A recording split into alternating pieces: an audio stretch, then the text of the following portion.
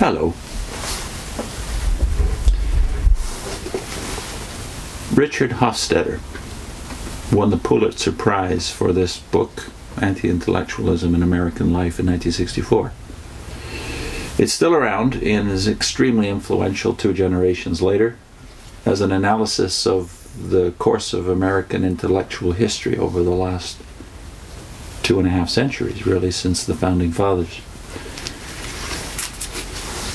Early in the book, he quotes from this famous book, maybe the most famous book ever left behind by a visitor to America, Democracy in America by Alexis de Tocqueville, which came out during the time of Andrew Jackson and Clay and John Quincy Adams in the 1820s and 30s. This was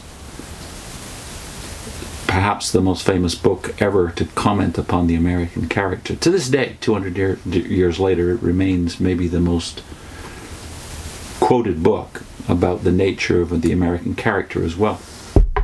And early in Hofstadter's book, he quotes Tocqueville. Quote, "In democracies nothing is greater or more brilliant than commerce. Not only for the sake of the profit it holds out to them, that is, businessmen, but for the love of the constant excitement occasioned by that pursuit." So Tocqueville comments then, around 200 years ago, upon the American character quickly forming in the direction of business being the highest priority of men. Now, Hofstadter, in commenting upon this point of view, says this: "Except in a few older communities, there were no countervailing classes or sets of values, no aristocracy to marry into, no formidable body of national aspirations outside business aspirations. Business not only appealed to vigorous and ambitious men, but set the dominant standards for the rest of society, so that members of the professions, law, medicine, school teaching, even the ministry, aped businessmen and adapted the standards of their own crafts to those of business.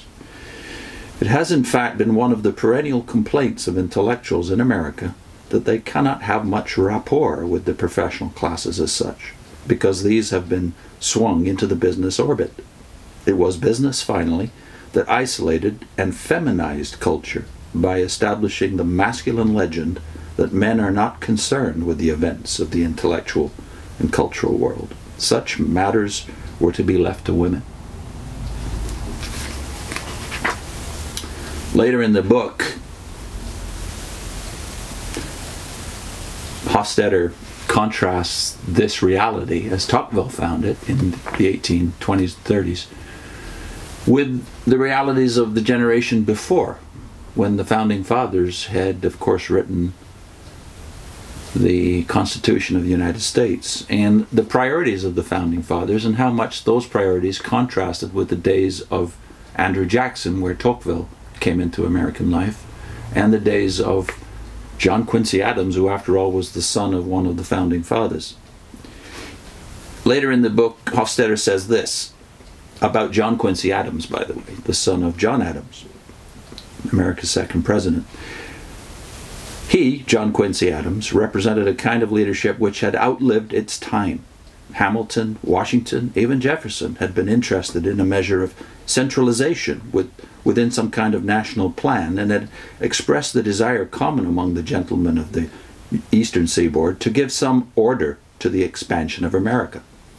But the country grew too fast for them, and would accept no plan and no order.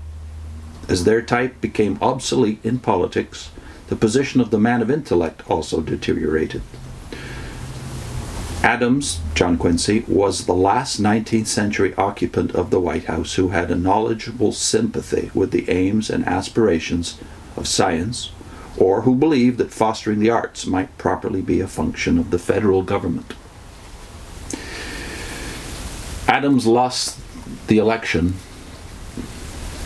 to Andrew Jackson. What kind of a man was Andrew Jackson, the next president? In Hofstadter's words, he was the representative of the natural wisdom of the natural man. He was a man of action, educated in nature's school, artificial in nothing, who had fortunately escaped the training and dialectics of the schools, who had a judgment unclouded by the visionary speculations of the academician, who had, in an extraordinary degree, that native strength of mind, that practical common sense, that power and discrimination of judgment, which for all useful purposes are more valuable than the acquired learning, all the acquired learning of a sage. One of Andrew Jackson's admirers, George Bancroft, said this of him, quote, "Behold then the unlettered man of the West, the nursling of the wilds, the farmer of the hermitage, little versed in books, unconnected by science with the traditions of the past, raised by the will of the people to the highest pinnacle of honor, to the central post in the civilization of republican freedom.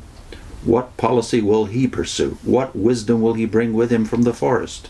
What rules of duty will he evolve from the oracles of his own mind?" Sounds almost worshipful, doesn't it? A primitivist hero, Hofstadter calls Jackson. Does Andrew Jackson sound like anyone you know? Or perhaps everyone you know?